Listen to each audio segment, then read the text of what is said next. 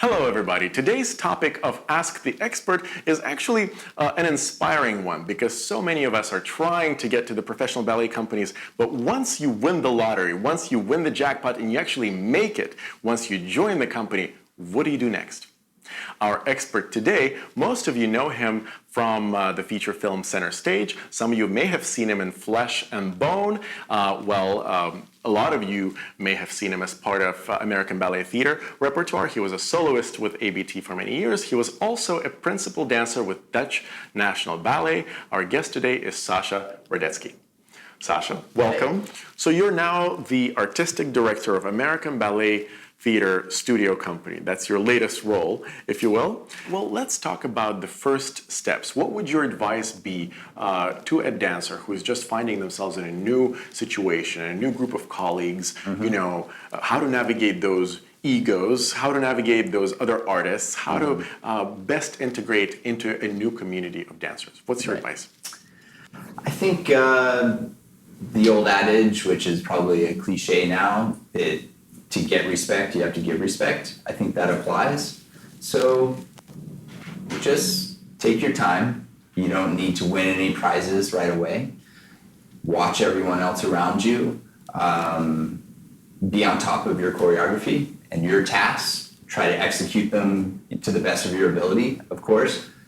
But just take your time, be observant, be respectful of those who have been there longer than you, and try to learn something from them. Try to see, oh, this is how this person dances in rehearsal. This is how this person approaches this choreography. This is how this ballet master likes to get results. I think just sort of mind your P's and Q's, and then eventually you'll settle in just fine.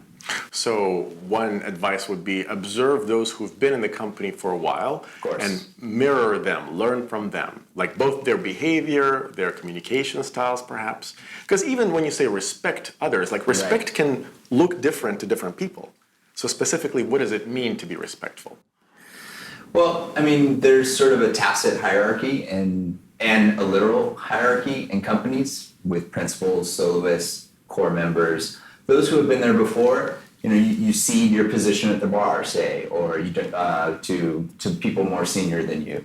You don't run to the front of the room in class. That's their space. You're entering their space. So respecting their space. Respecting their space, absolutely. Saying hello to people in the hallway. Just having a good human rapport with people goes a long way. So literally being, maybe a pleasant person to be around, that already goes a long way. Be kind, and that kindness will be reciprocated. Both in dance and in life. Absolutely. Yeah. So in fact, a lot of this, what we're going to cover today is just not, how to survive in a dance company. It's really just how to be a successful person in any community, right? For sure. So you talk about observing those who've been there before and perhaps, allowing them their space at the bar, respecting their space, not running to the front of the room. Yeah. Would you recommend maybe coming up to them and asking people who've been around in the company, asking them for advice? Or would you say, don't bother them? Like, what would be your take on that? I think you feel it out. I mean, maybe you don't run up to someone who is certainly in his or her own zone. You don't break that concentration. If you haven't had a conversation with someone before, maybe you don't immediately start with, can you give me advice? Wanting something from that person. Just take your time, feel it out. Eventually you'll forge some bonds with people and things will sort of organically play out, I believe. And in terms of choreography, because you were talking about how just do what's asked of you, but would you recommend for people to take initiative, like coming up to choreographers and volunteering anything, or maybe learning other people's parts just in case? Because I was in a conversation a few days ago, and somebody was giving advice, always learn other people's choreography, because when they can't do it or when they injure themselves, you can then jump in and say, I know the part. Would you recommend that kind of behavior or not? I wouldn't recommend going up to a choreographer and asking, as a fresh new apprentice or core member, and asking that choreographer, what can I do for you? if the choreographer wants something from you, he or she will approach you. As for learning other people's roles, that's a delicate process. What's the protocol for that delicate process? Well, first of all, you want to know your own roles, first and foremost. Right.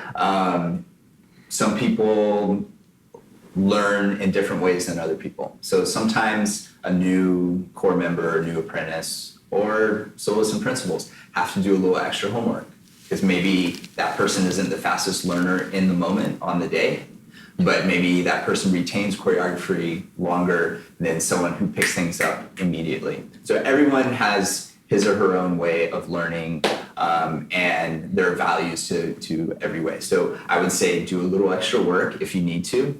Go over your choreography at night, in the morning, think about it, study a video, just be right on top of your own work. And before learning others. Yeah, absolutely. Yeah. If you want to keep an eye on a role that sort of is adjacent to yours, absolutely do it because things happen. Murphy's Law, stuff happens. Right. If you're so ambitious that you're learning principal roles, learning everyone else's roles, some dancers can see that as a threat, and you're not going to make friends, and you're not going to fit in. Right. And companies also sort of have safeguards in place for when people get injured. That's why you have a first and a second and a third and a fourth cast. Right. So I don't know if you necessarily want to usurp that structure and learn other people's roles, especially not right away. Right. I think sort of having an awareness of what's going on in the room and sort of the bigger picture is great. Be focused on the center of the room, know your work, and have an awareness of sort of the bigger picture of what the ballet is about, and you'll succeed. What's your take on asking questions? Because, some dancers, when they just enter a whole unknown group, of dancers, they sometimes feel like they don't want to be disturbing other dancers, or they don't want to be seen as needy, or as people who don't get it, so they're asking questions. What is your take on asking questions? Should you ask questions? And if you do, how do you ask questions in the best way, so as to succeed in the company? Questions as they relate to what? The work. Either the choreography or maybe questions that you may have as a dancer within the company that you just don't know the answer to. Okay, well, I think those are sort of separate questions. Okay. They're sort of larger existential questions maybe that can be asked off hours, away out of the studio, and therefore won't take up and spend time in the studio that needs to, time is precious. I think that sometimes there's a danger of people asking too many questions because they're not paying attention. Right. So a lot of times those questions have been answered. Right. So just be observant. If there's something really urgent that you need to know, ask it. Ask a colleague maybe. Before disrupting a rehearsal or going to the choreographer and saying, time out, I need to know, is it in first position, in fifth position, where's the arm, is it on one or two and one? Just let things unfold in a natural way, and probably that question will be answered in due time. I'm not saying that you have to be a mute, right? But especially as you first sort of adjust to a company life and the working process, I would say just take your time. So be patient and observant. A lot of it absolutely comes back to that. Yeah. So if you have a conflict with somebody, what do you do with that conflict? How do you resolve it? What's your advice on avoiding, if you need to avoid it, or resolving conflicts with a group of colleagues? What would your advice? What kind of conflict are we talking about? Well, you tell me, what kind of conflicts do you observe in the group of dancers that you're in charge of? Okay. Well, they run the whole spectrum. Anytime you have a group of human beings working, traveling, living together, under high pressure, under the spotlight, being judged, vying for positions, you're going to have conflicts. So again, I think try to have some empathy, try to see issues from someone else's point of view, try to be mature about it, try not to be emotional and impulsive. I mean, either easier said than done. I was going to say for artists. Mistakes. Yeah. But again, I think the cliche of the golden rule, treat others how you want to be treated, and hopefully you can come to a resolution. Because I guess another way to ask that question is what kinds of conflict should a dancer be prepared for once they enter a company? Because this will be new for them, you know. I think any sort of conflict. I mean, in general, I think that the dance community is very close knit, and that we support one another and we want to see one another succeed. And that's one of the real joys of being in this art form, is that camaraderie and that kinship. But sure, I mean, there's going to be friction every now and then. There are only so many roles, there are only so many positions. And like I said, when you're with someone for 24 hours, 7 days a week, in far-flung corners of the earth, there's going to be tension every now and then. So just take a deep breath and work it out. And try not to throw any punches. Well, to quote the Beatles, in the end, the love you make is equal to the love you take. How do we translate it into advice for dancers? That's how I'm gonna. Okay. So just basically, I think that says it all. Okay. Well, and let's let the dancers, interpret it how they will. So let's shift gears a little bit and talk about the emotional reality, the psychological reality of joining a company. Because a lot of these dancers who come from maybe smaller towns or just being the best in their schools, they were really big fish in a small or maybe even medium-sized pond. All of a sudden, they're not so big anymore, and the pond is much larger. So what are some of the problems and issues that psychologically dancers have to be ready for, and how could they cope with those? Yeah, it can be a challenging adjustment, going from a place where you receive a lot of individual attention. You have someone mentoring you one-on-one and nurturing you, going into a place where now the onus is on you. What can you do for that company, for that group, as opposed to sort of the reverse dynamic? And that can be tough for some people. Also, just trying to find some value in facets of dance that don't involve a solo and don't involve technical feats, say. I'd say, again, be mindful of the big picture. You're part of a group now. There's something beautiful about dancing as a group, about telling a story, about acting, about doing all sorts of different types of movement, and about being part of a really elite fraternity and sorority.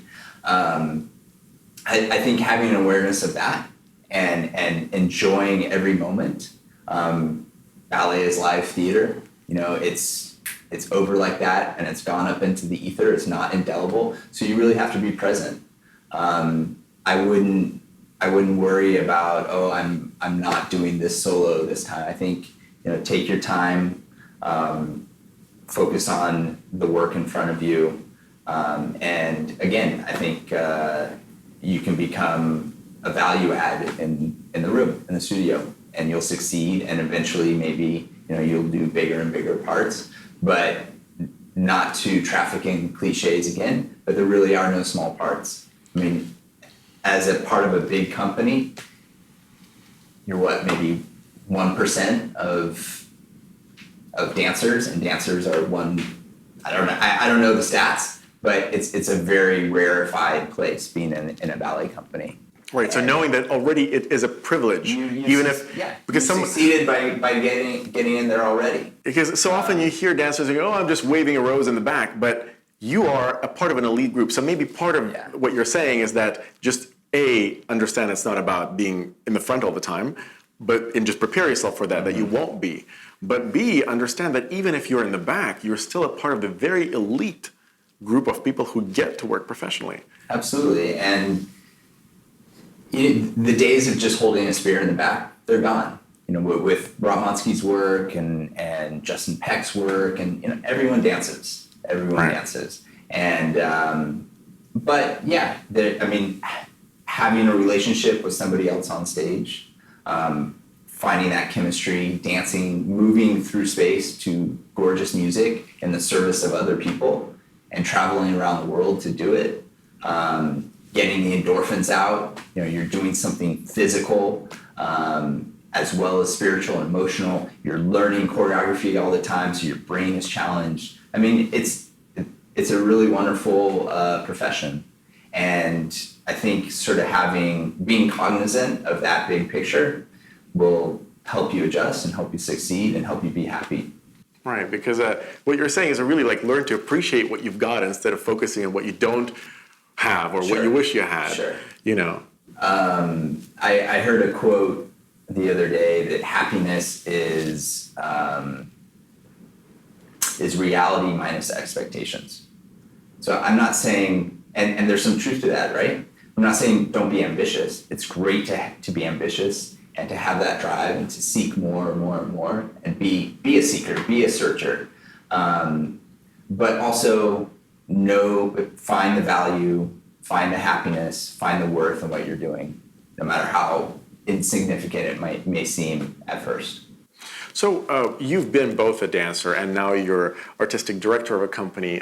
So clearly, you know how to sustain a long and healthy life in dance. You've had a career. You're continuing it now as a caregiver for others, as a guide for other people. So what, in your personal practice and in the practice of other dancers that you have observed, what are some best practices in terms of longevity in dance? What are some good tricks or tips or tools or instruments you've seen other dancers use to ensure a good, healthy, happy life in dance, especially for the beginning dancers? I think physical therapy and science and preventative medicine has evolved so much from when I first started out. And in the ABT studio company, we avail the dancers of conditioning classes, Pilates classes, physical therapy, really thorough and comprehensive screening, physical screening, as well as they can go speak to social workers. So cross training. A couple things off the top of my head. Physically taking care of your body. That's take care of your instrument. You Right. only get one. Cross train. Work all those little stabilizing muscles, and get massage, stretch, roll out, sort of all those little things that you see the older dancers doing. Start young, and you'll have a longer career, and your instrument will be healthier and sound better, look better. And so this is in terms of physical well-being. Do you have any sort of advice in terms of emotional and mental well-being? Because your mind is the other half of your instrument, right? It's also very important. Yeah. I'd say be interested in other things so that dance isn't your exclusive focus 100% of your time. Find something else that interests you and that maybe you're good at, that intrigues you. And then so you can have a little balance in your life. And then the setbacks, say, in the dance half of your life or 3/4 of your life won't weigh so heavily on you. Sort of diversify your portfolio of interests, and then you won't be quite so affected. Absolutely. Diversify your portfolio of interests. Good. I like that term. And then hopefully you can bring some more life experience to the stage as well and be sort of a more well-rounded artist and storyteller. As an artistic director, what dancers catch your attention and why in your group, in your company? They're all so different, and I feel like I love them equally and respect them equally. We have dancers who are extremely musical, can move quickly. We have dancers who are more lyrical. We have dancers who just have all the right equipment, the aesthetic, the golden ratio of limbs and alignment.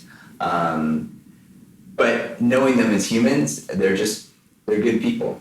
And I think that's what connects with me most is I see their sort of virtues and their idealism and sincerity and generosity towards others. And I think that's what strikes me most when I see them. Is that as a parent to Joe Schmo who meets them for the first time? I hope so. I don't know, but they're all different, and I think that's a beautiful thing about ABT is that we have a very diverse group of dancers. They're not sort of out of a cookie cutter mold. Right, and it was just occurring to me when you were speaking that that's another thing that dancers should know, that as they're dancing, as they're interacting with each other, their artistic director is observing each one of them and learning what their strengths are. So when you cast somebody in a certain role or give them certain opportunities choreographically, it's maybe because you've been observing them and you saw something in them that they themselves may not have seen in themselves, and so you using their strengths. In casting them, because this is an important thing. But also going against their strengths, like trying to take them out of their comfort zone. Right. So, for example, we have one beautiful dancer in our studio company, one young lady who she's a little shy and she's more comfortable in lyrical movement, and she's just this gorgeous mover. But we want to sort of shake up things and take her out of her comfort zone. So we're putting her in this really quick, fiery work. I won't say what it is, but it's usually more suited for smaller, more firecrackery type dancers. And at first, it was challenging for her to move that quickly and to be so extroverted. But she's come a long way with it in just a couple of weeks. And so sometimes we played to their strengths, and sometimes we tried to fill in those gaps, fill in the weaknesses, and make those weaknesses strengths. So this is a great point to make as well, because when dancers come into the company, artistic directors like you don't report to them, this is what I'm trying to do with you. They keep the dancer's development as an artist in mind. And so maybe sometimes they throw things at you that really you feel tortured by, but they don't do it just to torture you. They do it to develop you as a dancer. Absolutely. So this is something that dancers should also keep in mind that'll help them next time, they get a curveball from an artistic director, who used to be a dancer and / movie star.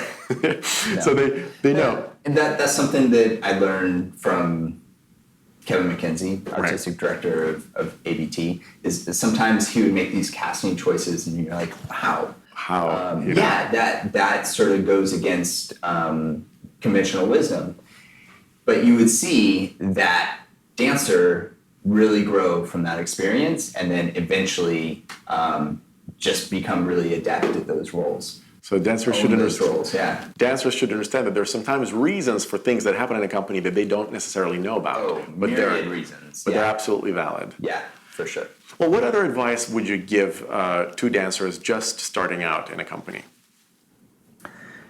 Well, you can have a successful career by following many paths, and one path is just by being a really quick learner. Being present in the studio, and it's not just about coming in with intelligence. You can sort of train your brain. I mean, in class, try to learn those exercises, those combinations the very first time on the right side. Try to train your brain to be really sharp, be really focused all the time. Don't space out. There are ways to sort of develop that muscle, this one. And like all the other muscles, it starts in class. Right. Well, okay, so now I'm going to ask you to do something unusual. Basically, we've been talking now. Imagine your teenage self. Pick an age. Maybe it's a 15-year-old Sascha. Maybe it's an 11-year-old Sascha. Maybe it's a 17. Your teenage self. What do you now know that you wish you knew back then? And so from the life well lived in dance, you now have a chance to address. There's that camera right there. That's your teenage self. So go ahead and talk to your teenage self and tell him something you wish he'd know. You should have cared more about hair and makeup. drink your milk, stretch your calves right away. Start doing that when you're young because they're going to get tight. Hydrate, take your vitamins. Good luck, and don't do all those stupid things that you're about to do. I made my mistakes and I had some triumphs, and I don't think I would change that much. And I made some great friends, some of whom are in your organization. And it was a great ride. Sounds like the advice you're giving yourself at 17 is be yourself and do what you're doing. You're doing great. I don't know if I did great, but it was a great adventure. It was a lot of fun, and hopefully left some sort of impact on the dance world. Our guest today was Sascha Radetsky, who you know from American Ballet Theater and Dutch National Ballet and a couple of turns in the television and movies. But today he's the artistic director of American Ballet Theater Studio Company, and he shared what he knows about making your first steps in a professional company. I'm Sergey Gordeev, and we'll see you next time on Ask the Expert.